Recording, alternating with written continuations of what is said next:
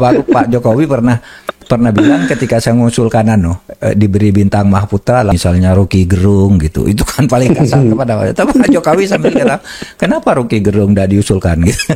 Itu pengalaman pertama saya, kaget gitu, keluar yang di belakangnya maju. Betul. Nah saya disuruh maju oleh Bu Retno. Oke. Maju Pak, loh Pak, Bu, saya duduk sama presiden itu. Iya katanya. Lah Presiden Jokowi kemana? Sholat katanya. Masya Allah, merinding. Kabinet para menterinya puasa Senin Kamis. Masya sholat. Allah, tabarakallah. Ini baru tahu saya. Dibilang. Bismillahirrahmanirrahim. Assalamualaikum warahmatullahi wabarakatuh. Jumpa lagi kita di channel Sumber Dakwah Official. Nah, ini ada pengakuan yang sangat mengejutkan. Pokoknya ya boleh dikatakan ya memang Pak Jokowi ya memang sehebat itu. Ini langsung dari Pak Mahfud MD di saat beliau menjadi menteri Pak Jokowi. Beliau mengakui kehebatan dari Pak Jokowi yang sangat-sangat pokoknya tidak dimiliki oleh presiden-presiden sebelumnya. Oke, langsung saja kita mulai videonya tanpa berlama-lama. Bismillahirrahmanirrahim. Let's go. Pak, seperti halnya Pak Jokowi, presiden kita yang sering belusukan ya Pak ya. Kan Pak Mahfud juga sering kali nih terjun langsung ke lapangan. Betul. Untuk memantau kebijakan pemerintah gitu langsung kepada masyarakat dan juga berdiskusi sama warga ya Pak ya. Iya betul. Nah ini misalnya aja Bapak pernah juga berkunjung ke Natuna Pak waktu itu ya. Untuk memantau batas wilayah negara dan juga kawasan perbatasan ya Pak waktu itu ya. Sekretariat Kabinet ikut Pak waktu itu Pak. Oh ikut ya? Iya betul. Kamu yang ikut? Saya kebetulan bukan saya yang ikut, tapi memang ada yang ikut. Ya, dari Sekretariat Kabinet. Nah, tahun 2021 pada saat itu, Pak.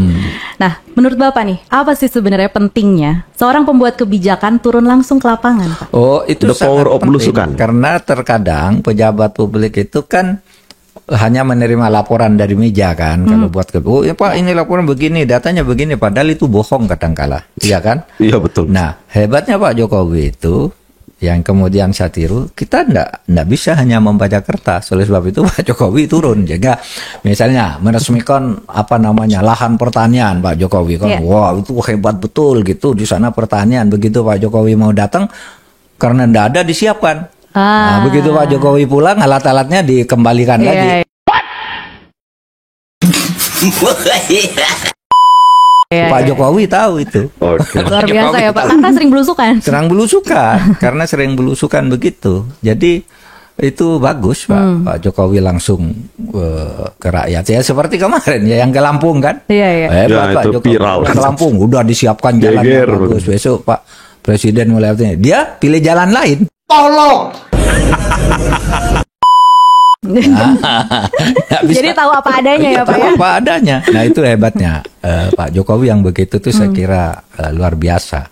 Itu kalau misalnya sering banget turun langsung terjun ke lapangan kayak gitu Pak, Bapak suka takut dibilang pencitraan nggak sih Pak? Enggak apa-apa, saya sering dibilang pencitraan. Kan memang pejabat tuh harus mencitrakan dirinya baik ya. Ya betul. Kecuali ingin pencitraan untuk dapat sesuatu yang lain. Kalau agar saya dinilai baik oleh masyarakat kan tidak apa-apa. Iya. Tidak mungkin lah. Dulu kenapa orang sering ngeritik seseorang? Waktu zaman Pak SBY ya. Itu Pak SBY itu bekerja kayak gitu untuk pencitraan. Saya bilang, saya nulis waktu itu yang ngeritik kan Pak Adnan Buyung. Saya nulis di koran. Kan memang orang harus mencitrakan dirinya bagus. Masa mau buat pencitraan jelek? Iya dong. Kalau saya jadi presiden ya bekerja biar rakyat punya gambaran citra ya. Itu bagus. Gitu kan tidak apa-apa. Jadi mereka melihat secara langsung juga ya Pak? Iya, oleh sebab itu saya tidak peduli Pak Mahfud itu begitu pencitraan, iya memang mau apa gitu. Ya betul. Lalu Pak, kalau langsung seperti itu bagaimana positif. Bapak menanggapi permintaan-permintaan dari masyarakat yang secara langsung tuh ke Bapak dari daerah-daerah tertentu itu? Nah itu dia yang sering jadi problem bagi saya, karena setiap saya ke daerah itu orang memberikan laporan langsung ke saya. Iya. Itu kan tidak mungkin saya nangani ya. Saya tuh melihat fenomena. Kalau laporan tuh biar ke kantor gitu. Oleh sebab itu terkadang orang ngelapor ke saya, ya saya tidak sempat nangani. Lalu tanya, Pak, saya dulu sudah kirim surat. Suratnya mana? Saya serahkan ke Bapak. Salah diserahkan ke saya. Surat tuh ke kantor biar dicatat dulu. Lalu saya pelajari disposisi gitu. Nah, tetapi juga Bene yang sekarang itu saya agak risau juga. Itu laporan kepada saya itu setiap harinya bisa ribuan masuk. Oh, banyak banget ya Pak. Iya, masuk lewat WA, lewat Twitter, telepon, macam-macam lah. Nah, itu kan tidak mungkin bisa saya handle selesaikan semua. Saya kan sering menghandlenya yang menjadi berita besar, bukan karena sok milih, tetapi karena jadi berita besar saya jadi tahu. Kalau laporan misalnya, Pak, tolong Pak, saya minta perlindungan hukum. Kenapa? Saya diusir oleh mertua. Lah itu kan bukan urusan saya. Minta perlindungan hukum kok, Menko Polhukam. Ada Pak topik yang kayak gitu? Banyak. Oh, ada juga. Banyak. Ada yang ada yang seorang anak kemudian menggugat orang tuanya karena dia punya istri punya warisan, itu hidup damai. Lalu ada pengacara yang mau cari uang, anaknya mantunya ini suruh gugat orang tuanya agar warisannya dibagi gitu. Nah, itu minta perlindungan lagi ke saya. Ini kami hidup rukun, disuruh-suruh pengacara untuk gugat orang tua dan sebagainya. Yang begitu tuh banyak. Macam-macam ternyata permintaan ya Pak ya. Orang KDRT ngelapornya ke saya, kan sebenarnya itu Pengadilan agama. Bisa disampaikan ke setempat ya. Tapi ada bilang ini sudah lapor, nak ditanggapi. Ya naik dong, kelaporan lebih tinggi. Tapi saya merasa bahwa itu semua masuk ke saya karena orang mengira bahwa saya bisa ngatasi itu. Orang mengirakan itu satu kebanggaan sendiri. Daripada orang tidak percaya, jangan nyampaikan ke dia, tidak ada gunanya gitu. Nah, tapi mumpung kamu tanya itu, untung kita bicara ini, saya ya minta maaf kepada masyarakat, tidak semua laporan bisa saya tangani. Karena apa? Karena saya ini menteri koordinator, bukan menteri teknis, ya. Sehingga saya hanya bisa mengkoordinasikan hal-hal yang memang sangat menonjol. Gitu. Seperti yang penganiayaan yang viral, berita yang viral itu kan saya turun tangan karena justru tahu sesudah viral. Kalau yang kecil-kecil gitu dibaca semua, itu kan urusan rutin di polsek, di kecamatan, di desa itu diantar ke saya, apa di WA ke saya. Ya saya ndak semua nanggapi. Saya milih-milih aja yang bisa itu yang menjadi perhatian publik dan berpengaruh terhadap kehidupan masyarakat. Yang perorangan oke lah, saya salurkan. Ini ada yang ngadu dari desa ini nih, saya kasih ke Kapoldanya, tolong dong, gitu aja saya bisa gitu. Oke Pak, jadi banyak juga ya sebenarnya. Banyak. Sebenarnya permintaan masyarakat gitu. Iya, apalagi saya bidang politik, hukum, dan yang banyak hukum, lalu keamanan itu, keamanan tuh nyangkut ke polisi, ada yang semuanya. Iya, dipersekusi oleh polisi, macam-macam kayak gitu itu. Oke Pak, nah. Terus kan tadi Bapak juga sempat ngomong itu turun langsung ke lapangan berarti juga bersama dengan Pak Jokowi Pak. Nah selama ini nih Bapak dalam menjalankan tugas sebagai Menko Polhukam kan sering juga nih mendampingi Pak Presiden untuk kunjungan kegiatan gitu, baik di dalam negeri maupun di luar negeri.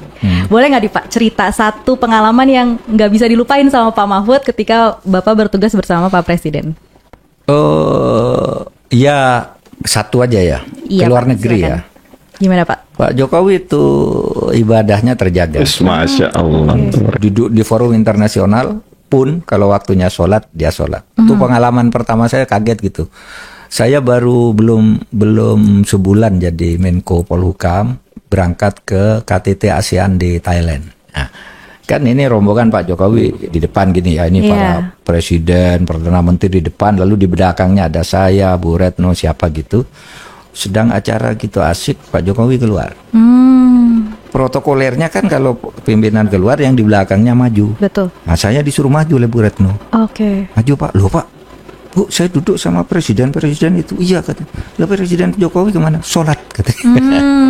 Begitu dia. Masya Allah, merinding. Kemarin juga di Kamboja juga waktunya siang, diberi waktu makan siang 1 jam, Pak Jokowi makannya 20 menit aja. 40 menit sisanya atau 30 menit sisanya tuh sholat sendiri. Jadi selalu ingat waktu ya Pak ya? Selalu ingat dimanapun waktu. Itu walaupun jamnya berbeda Pak. Iya, menjaga dia sholat. Luar biasa Pak, Bapak Presiden. Menjaga sholat. Iya. Itu tidak bisa dilupakan juga ya Pak, berarti pengalaman yang terkesan. Saya lalu bicara kepada publik. Anda ini kepada masyarakat yang selalu mengatakan pemerintah anti-Islam, kamu gimana bilang pemerintah anti-Islam? Wong presidennya rajin sholat, di masjid para menterinya, di kabinet para menterinya puasa Senin Kamis, sholat. Masya Allah, tabarakallah. Ini baru tahu saya. Dibilang anti-Islam bagaimana? Saya bilang, saya ini saksi, saya sering ikut Pak Jokowi kalau bepergian tuh waktu sholat dia sholat kok gitu. Tetap ingat Pak. Tetap ingat. Gitu. Dan baru-baru ini kan juga Pak Mahfud baru saja mendampingi Pak Presiden ke perhelatan KTT ASEAN ya Pak ya. Iya, 2023 di Labuan Bajo. Di Labuan Bajo. Dan Indonesia menjadi tuan rumah Pak. Alhamdulillah semua acara berjalan lancar, aman juga ya Pak ya. Aman dan indah. Indah Saya juga, kira iya, satu benar. yang paling unik sepanjang secara KTT forum apapun. Iya, karena tempatnya ya Pak nih, unik banget. Iya, bisa rapat di definisi Iya, yang betul. sangat indah gitu. Kita juga tahu nih Pak, tadi kan sempat ngobrol-ngobrol juga ya Pak ya, bahwa menjadi pejabat publik itu kan memang nggak lepas dari yang namanya komentar masyarakat dan juga juga nggak lepas juga dari kritik gitu. Iya. Apalagi sekarang nih di era media sosial, kayaknya semua orang tuh boleh berkomentar, boleh berkritik secara masif gitu Pak. Tapi sayangnya memang nggak semua orang bisa open kan terhadap kritik gitu. Saya lihat nih Pak Mahfud itu adalah orang yang tidak anti kritik. Iya. Ya bahkan Pak Mahfud itu bilang pada satu kesempatan bahwa kritik itu sebenarnya vitamin ya Pak ya. Dan Pak Mahfud juga sering menjawab undangan dari para oposisi gitu Pak. Iya. Kenapa sih Bapak bersikap seperti itu? Ya begitu, karena kita kalau mau menyelesaikan masalah dengan benar pertama harus tahu benar masalahnya, sehingga orang ngeritik pun harus kita baca kritiknya. Dan saya kan kalau lewat medsos kan saya layani debat juga. Anda begini, ini salah ini, didebat lagi, enggak apa-apa. Ada teman yang masa menteri melayani orang kayak gitu, enggak apa-apa saya bilang. Melayani orang kampung, melayani apa, berdebat tentang satu masalah gitu. Lalu misalnya pada kritik lawan-lawan yang paling keras kepada Pak Jokowi itu saya undang ke rumah juga. Pak Jokowi juga ya ini asiknya. Iya. Kamu enggak tahu zaman Pak Harto dulu. Kalau kalau orang oposisinya Pak Harto, orang ngelawan Pak Harto gitu, para menterinya enggak boleh ketemu dengan orang itu. Harus ikut memusuhi. Nah, kalau Pak Jokowi enggak. Open ya Pak? Kalau Pak Jokowi itu yang suka ngeritik Pak Jokowi kayak Rocky Gerung itu udah saya undang ketemu saya dan Pak Jokowi tahu ketawa-ketawa. Pak Jokowi pernah bilang ketika saya mengusulkan diberi bintang Mahputra lah Pak orang-orang yang sudah berjasa ke negara. Siapa misalnya? Itu Fahri Hamzah dan Fadlizon itu kan dapat bintang Mahputra karena apa? Karena dia pernah memimpin DPR satu periode. Ya sudah, kalau hanya dia, kata Pak Jokowi, ketika dia sedang sangat kasar sekali ngomong Pak Jokowi, diberi bintang Mahputra. Malah Pak Jokowi sambil bergerok kata gitu, carilah orang yang berprestasi, yang kritis tapi pinter, misalnya Rocky Gerung gitu. Itu kan paling kasar kepada tapi Pak Jokowi sambil kata, kenapa Rocky Gerung tidak diusulkan gitu. Tapi bukan dengan nada marah, dengan nada ngejek gitu. Itu dengan serius bergurau tapi bukan ngejek gitu. Iya. Nah, terbuka Pak Jokowi. Saya dengan lawan-lawannya Pak Jokowi, dengan Rizal Ramli, sering ketemu dengan Said Didu, dengan Rocky Gerung, siapalah yang kritis semua. Saya temui dan Pak Jokowi bisa tahu banyak point of view ya Pak ya. Tapi kok bisa Bapak sesantai itu Pak menanggapi semua hal itu Pak? Ya, nggak tahu ya. Saya ya biasa-biasa saja menghadapi hidup ini, santai-santai saja lah. Kenapa mau tegang-tegang? Kaget saya, pokoknya baru tahu ternyata Pak Jokowi pernah ingin memberikan bintang penghargaan kepada Bung Rocky Gerung. Orang yang suka mengkritiknya. Itulah bukti bahwa beliau adalah seorang presiden yang bukan otoriter, yang selalu dipitnah atau digaung-gaungkan oleh kubu yang pembencinya seperti Bung Repli, masih banyak lagi itu Bung Peri Ashari kan. Di saat kita menghina orang tapi malah dibalas dengan kebaikan, itu Masya Allah, itu contoh sifat Rasulullah. Rasulullah pernah seperti itu dengan orang yang pernah menghujat beliau, setiap hari mencaci, menggibah seorang Rasulullah. Tapi Rasulullah tiap hari malah memberikan makanan. Lebih Masya Allah lagi, Rasulullah malah menyuapi orang buta itu yang selalu menghina Rasul. Dan di saat Rasulullah tiada, barulah orang buta itu baru sadar, orang buta yang menghujat Rasulullah itu baru sadar ternyata yang menyuapi beliau adalah Rasulullah yang selalu dikata-katain tiap hari oleh dirinya sendiri. Jadi ini satu lagi untuk orang yang selalu memfitnah Pak Jokowi itu anti-Islam. Nah itu tadi Pak Mahfud MD mengatakan beliau tak tinggal sholat, tak pernah tinggal, walaupun di saat apa itu di saat rapat terpenting, di saat KTT Asia, di rapat internasional, tapi beliau masih tetap menjaga sholatnya dengan menggantikan Pak Mahmud MD. Beliau ini sosok pemimpin yang tauladan lah, bukan sosok bos, tapi beliau memberikan contoh kepada anak buahnya, Masya Allah. Dan untuk masalah belusukan memang gokil, itu memang presiden pertama kali terobosan baru, pokoknya presiden pertama kali yang belusukan turun ke warga kecil. Jadi itu macam Umar bin Khattab. Pembenci Pak Jokowi harus nonton. Nah, saya akhiri, tetap jaga persatuan Indonesia, jangan mau terpecah belah, jangan mau termakan isu hoax. NKRI harga mati, tetap kawal kemenangan Pak Prabowo dan Mas Gibran. Saya akhiri, wabillahi taufiq wal hidayah. Wassalamualaikum warahmatullahi wabarakatuh.